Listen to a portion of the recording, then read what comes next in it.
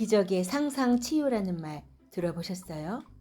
편찮으신 성도님들을 위해 기도하는 중에 도서관에서 그 책이 있음을 발견하고 읽게 되었는데요. 상상을 통해 어떻게 기적 같은 치유가 가능한지 몇 가지 사례를 읽어볼게요. 단지 상상으로 말기암에서 해방된 이야기. 생존 확률이 5%도 안 되는 말기 인후종양에 걸린 60대 남자가 있었다. 그는 침을 거의 삼키지 못했고 숨쉬기도 어려운 위중한 상태였다. 몸무게도 하루가 다르게 줄어들어 45kg의 앙상한 모습이 되었다. 일반 병원에서는 치료할 가능성이 거의 없었던 그는 고통과 절망 속에서 하루하루를 보냈다. 그 무렵 칼 사이먼튼 박사를 만났다. 그에게 희망이 있다고 말해준 유일한 의사였다. 사이먼튼 박사는 그에게 상상 치유의 원리와 방법에 대해 차근차근 설명했다. 그리고 아침, 점심, 저녁 하루 3번 15분씩 이완과 상상 치유법을 실시하기로 했다. 그는 상상 치유를 시작하기 전 우선 몸의 모든 긴장을 풀고 마음을 차분하게 한 뒤 기분이 좋아지는 멋진 곳에 있는 자신의 모습을 상상했다. 그런 다음 그는 자신의 인후에 있는 악성 종양이 파괴되는 모습을 마음으로 그렸다. 방사선 치료를 할 때처럼 방사선이 수백만 개의 작은 에너지 탄환이 되어 암세포를 모두 공격하는 모습을 생생히 상상했다. 또한 체내 백혈구가 종양 주위로 모여들어 죽은 암세포를 추려 간과 신장을 통해 몸 밖으로 밀어내는 모습을 그렸다. 종양의 크기가 점차 줄어들어 결국 완전히 치유된 모습도 떠올렸다. 상상 치유를 시작한 후 그는 빠르게 호전되었다. 식사를 할 수 있게 되었고 기운을 되찾으면서 체중도 들기 시작했다. 기력을 점점 회복한 그는 상상 치유를 시작한 지 2달 만에 암에서 완전히 해방되었다. 기적적으로 살아난 그는 뛸 듯이 기뻤다. 그리고 스스로 병을 다스릴 수 있다는 사실을 깨달으면서 앞으로 전문가의 도움 없이도 내 자신을 스스로 치료할 수 있다며 건강에 대한 자신감을 보였다. 인후 종양에서 회복된 그는 몇 년간 자신을 괴롭혀왔던 관절염의 고통을 없애는데도 상상을 이용했다. 마음속으로 자신의 백혈구가 팔과 다리의 관절 표면을 윤이 날 때까지 매끄럽게 고르고 잔해를 치우는 모습을 상상했다. 관절염 증상은 차츰 줄어들었다. 즐거운 상상 게임으로 뇌종양이 치유된 이야기. 9살 소년 갤럿은 수술이 불가능한 뇌종양을 진단받은 후 방사선 요법과 화학 요법을 받았지만 효과를 보지 못했다. 갤럿은 아직 어린 나이에 죽음과 직면했다는 사실에 충격을 받은 채 하루하루를 무기력하게 보냈다. 그러는 사이 종양은 왼쪽 다리로 확산되었고 다리가 마비되기 시작했다. 신랄 같은 희망으로 갤럿의 부모는 아들을 데리고 유명한 심신의학병원인 매닝거 클리닉을 찾았다. 이곳의 패트리시아 노리스 박사는 이 병원에서 암 환자들에게 일반적으로 많이 쓰는 이미지 처방전을 갤럿에게 적용했다. 몸속에 있는 백혈구가 암 덩어리를 아작아작 먹는 모습을 상상하는 것이었다. 내 종양은 질퍽한 햄버거의 고기 같은 덩어리로 그렸고 수백만에 이르는 백혈구는 안테나와 눈이 달려있는 모습으로 그렸다. 암세포가 이미지 안에서 완전히 없어질 때까지 계속 상상 치유를 반복했다. 하지만 어린 갤럿은 그 이미지 처방전에 곧 실증이 났다. 좀 더 재미있는 이미지를 그려보고 싶었다. 그래서 영화 속의 우주전쟁을 방불케 하는 스릴 있고 신나는 게임 같은 새로운 상상을 시도했다. 백혈구와 뇌종양과의 싸움을 뇌 속의 우주전쟁 이미지로 만들었다. 자신의 뇌를 태양계로 설정해 놓고 전투부대인 백혈구가 외계 침입자인 뇌종양을 물리치는 모습을 상상하기 시작했다. 전투부대의 대장에게는 블루 리더라는 이름까지 붙여주었으며 자신은 관제탑의 사령관으로 그 우주전쟁을 지휘했다. 9살 아이가 좋아할 만한 이미지가 완성된 것이다. 갤럿은 백혈구의 전투부대가 레이저포나 미사일을 발사해 침입자인 암을 파괴하는 게임 같은 상상을 계속 반복했다. 담당 의사인 노리스 박사는 갤럿의 상상 대본에 맞게끔 미사일 발사음, 포탄 투하 소리, 종양 폭발되는 소리 등 적절한 음향 효과를 넣은 실감나는 상상 치유 테이프를 만들어주기도 했다. 메닝거 클리닉의 환자들은 갑옷으로 무장한 투사가 암세포를 퇴치하거나 용맹스러운 개가 체내에 흩어져 있는 암세포를 샅샅이 찾아내 먹어치우거나 용감한 만화 주인공이 암을 해치우는 등 자신의 개성을 담은 이미지를 만들어냈다. 일반 병원에서 살 날이 6개월 정도라는 말을 들었던 갤럿은 절대 죽지 않는다는 각오로 매일 상상의 우주전쟁을 승리로 이끌었다. 그렇게 1년이 지난 어느 날 보통 때처럼 상상치유를 시작한 소년의 머릿속에서 종양은 탐색되지 않았다. 백혈구의 비행부대가 아무리 머릿속을 샅샅이 찾았지만 암은 없었다. 대신 작고 하얀 점이 있을 뿐이었다. 그 후 갤럿은 CT 검사를 통해 자신이 그려낸 이미지처럼 종양이 모두 없어졌으며 종양의 흔적만 하얀 석회처럼 남아있다는 사실을 확인했다. 갤럿의 이미지와 정확히 일치하는 결과였다. 용서와 사랑의 상상으로 치유된 이야기. 30대인 엘렌은 유방암이라는 진단을 받았다. 암세포는 빠르게 퍼져 뼛속까지 전이되었다. 그녀는 어린 시절 자신에게 마음의 상처를 준 어머니를 원망하며 살아왔다. 그러나 칼 사이먼튼 박사를 만나 마음의 병이 몸의 병을 부추겼다는 사실을 알게 된 후 그녀는 어머니를 용서하는 상상을 하기 시작했다.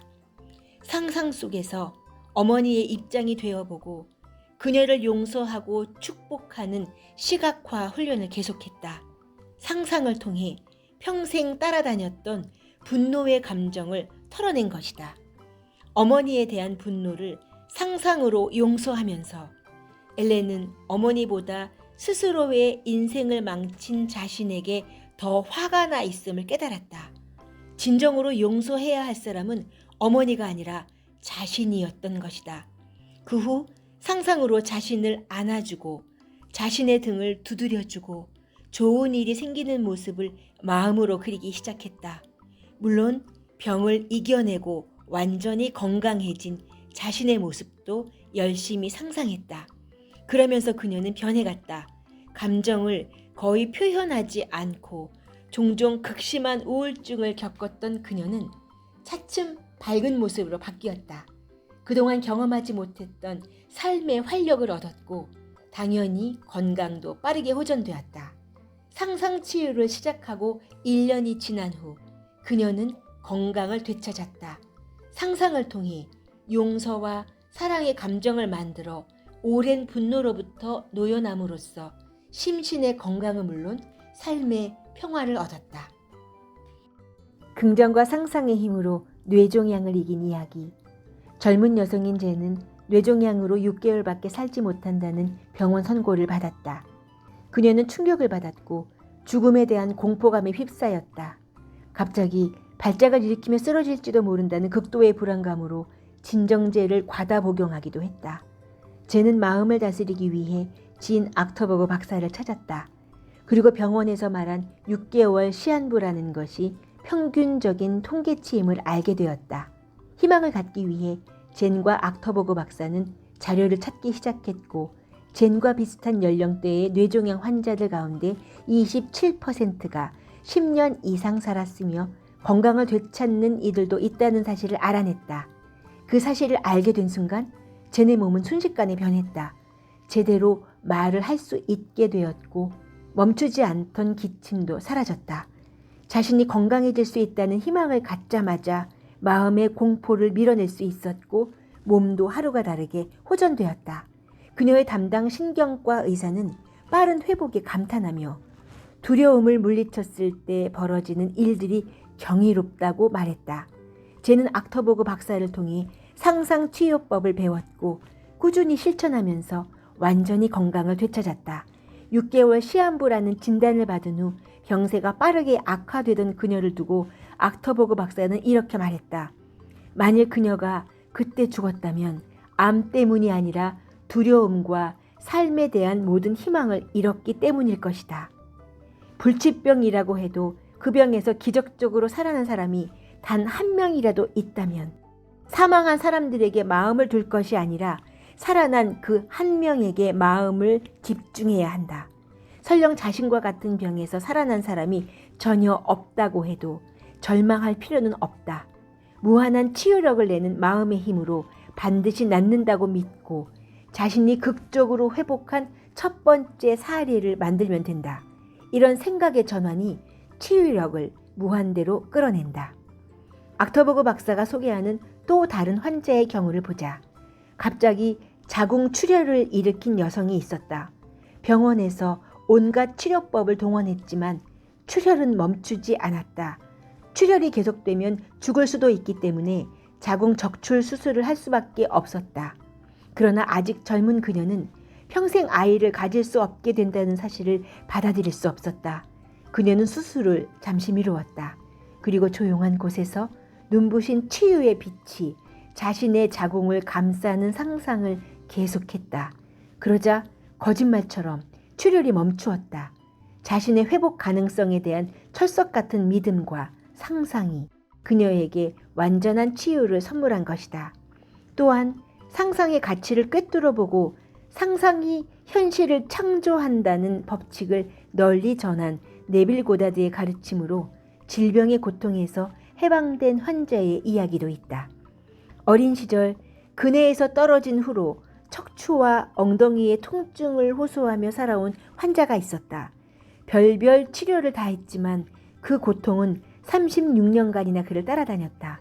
어떤 의학적 치료도 효과가 없었기에 그는 네빌의 가르침대로 통증의 원인이 된 어린 날의 사고를 상상으로 바꾸어 보기로 마음먹었다. 어린 시절 자신이 그네를 타던 그날을 상상했고 바람이 불었지만 안전하게 그네에서 내려와 부모에게 달려가는 모습을 마음으로 그렸다. 잠자리에 누워서도 잠이 들기까지 그네에서 안전하게 내리는 모습을 계속 반복해서 상상했다. 상상 치유를 시작하고 이틀이 지나자 통증이 줄어들기 시작했고 2달도 되지 않아 모든 통증이 완전히 사라졌다. 통증의 원인이 된 사고 자체를 마음으로 새로 그림으로써 평생 달고 산 난치병을 치유한 것이다. 네빌의 상상의 법칙을 실천해서 희귀한 불치병을 이겨낸 사람들도 많다. 그들 가운데 한 사례를 보면 혈액과 혈관이 굳어가는 희귀병으로 2년간 제대로 움직이지도 못한 중환자가 있었다. 그 어떤 의학적 처방도 소용이 없었던 그는 마지막 희망으로 상상 치유를 시작했다. 친구가 보내준 아름다운 풍경이 담긴 엽서를 보면서 그 멋진 해변에서 건강하게 뛰어다니는 자신을 상상했다. 엽서의 사진을 마치 살아있는 풍경처럼 실감나게 상상하면서 그 기쁨을 만끽했다. 그가 치유를 시작하고 일주일이 지난 어느 날 갑자기 심한 통증이 몇 분간 밀려왔다. 그리고 통증이 멈추자 온몸을 자유롭게 움직일 수 있게 되었다. 차츰 좋아진 것이 아니라 순식간에 완전히 나은 것이다. 자신의 건강한 모습을 생생히 상상하고 기쁨을 느꼈던 그는 거짓말처럼 불치병을 완치했다. 네빌이 강조한 치유의 비결은 바로 이것이다. 건강은 이미 이루어졌고 꿈은 이미 현실이 되었으며 기도는 이미 응답을 받았다고 느끼는 것이다. 소망을 이룬 후의 기쁨을 온전히 받아들이고 소망을 이룬 모습을 상상하라는 말이다. 많은 사람들은 병을 치료하는 일이 의료 전문가들만의 특별한 일이라고 생각한다. 그래서 자신의 건강 문제를 무조건 남에게 맡기는 경우가 많다. 하지만 환자들이 밖에서 애타게 찾는 명의, 완전한 치유와 완전한 건강을 책임질 진짜 명의는 실은 자기 안에 있다. 우리 내면에는 의학의 힘을 능가하는 크나큰 치유력이 있다. 마음이 만드는 만병통치의 힘을 끌어낼 수 있는 것은 바로 나 자신이다. 의학자들은 질병보다 질병에 대한 공포감이 병을 더 키울 수 있다고 경고한다. 캘리포니아 의대 교수이자 웃음요법의 창시자인 노먼 커즌즈 박사는 질병의 치료에서 환자를 공포와 불길한 예감으로부터 해방시키는 것만큼 중요한 일은 없다고 말한다. 환자들에게 무엇보다 중요한 것은 병에 대한 두려움을 없애는 일이라는 말이다. 질병이 아니어도 우리는 일상 속에서 적잖은 두려움을 갖고 산다. 사람에 대한 두려움, 실패에 대한 두려움 등 만성적인 걱정꾼으로 사는 경우가 많다. 실제로 많은 사람들이 미래를 앞당겨 걱정한다. 아직 일어나지도 않은 일을 미리 부정적으로 예측해서 스스로를 괴롭히는 것이다. 양자물리학의 관점에서 보면 걱정은 걱정하는 그 일을 현실화한 결과를 낳는다. 자신이 현재 집중하는 생각이 바로 현실이 되는 에너지이기 때문이다. 하지만 우리는 누구나 삶에서 불안과 절망, 두려움과 분노를 경험한다. 그 마음의 병이 몸의 병을 키운다. 앓고 있는 지병의 근원적인 뿌리가 마음과 무관하지 않다는 말이다. 즐거운 마음으로 밤을 새우며 일할 때는 별 탈이 없지만 슬프고 우울할 때는 조금만 과로해도 몸살이 난다. 행복한 감정으로 눈바람을 맞을 때는 끄떡없지만 절망적일 때 찬바람을 맞으면 감기에 걸린다.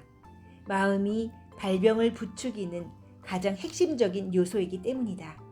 그러나 다행히도 그 마음을 바꾸면 다시 건강을 회복할 수 있다. 그런 사실을 스스로 깨달아야 한다. 질병을 치유하고 건강을 되찾기 위해 자신의 마음 상태를 점검해야 한다. 많은 의학자들이 심리적인 고통을 겪고 난 후에 발병하는 이들이 많다는 사실을 지적해왔다. 가까운 이와의 사별, 실직, 이혼, 은퇴, 사업 위기, 인간관계의 변화, 정체성의 위기, 그리고 절망감과 무력감을 주는 사건 등을 겪으면서 그 심리적 스트레스가 생리적 메커니즘을 통해 발병을 부추기게 된다. 마음의 스트레스가 몸의 병으로 나타나는 것이다. 그래서 칼 사이먼튼 박사는 건강 회복을 위한 첫걸음으로 발병 전에 삶에서 겪은 큰 스트레스를 확인하라고 한다. 모든 사람은 자신의 병이나 건강에 관여한다. 때문에 치유를 위한 첫 단계는 자신이 발병에 어떻게 관여했는지 확인하는 일이다. 그러기 위해 우선 환자는 질병을 진단받기 이전 6개월에서 18개월 동안 자신의 삶에 일어난 큰 스트레스를 확인하는 것이 중요하다. 마음을 고통스럽게 하는 삶의 스트레스를 인식하고 그에 대처하는 방법을 찾아내는 것이 완전한 치유와 건강을 위한 필수 과제다. 남의 시선이나 요구에 매달려 자신의 감정적 요구를 계속 무시하고 살아왔다면 마음이 시키는 대로 따를 때 비로소 치유될 수 있다. 자신의 심리적, 신체적, 감정적 요구를 따르는 삶이 진정한 건강을 불러올 것이다. 끝없이 더 많은 것을 추구하는 위험한 성공주의에 빠져 스스로 심신을 괴롭힌다면 현재의 삶에서 행복을 찾는 법을 배워야 한다. 인간관계의 갈등으로 고통을 겪는다면 용서를 통해 갈등을 풀고 심신을 평온하게 만드는 법을 익혀야 한다.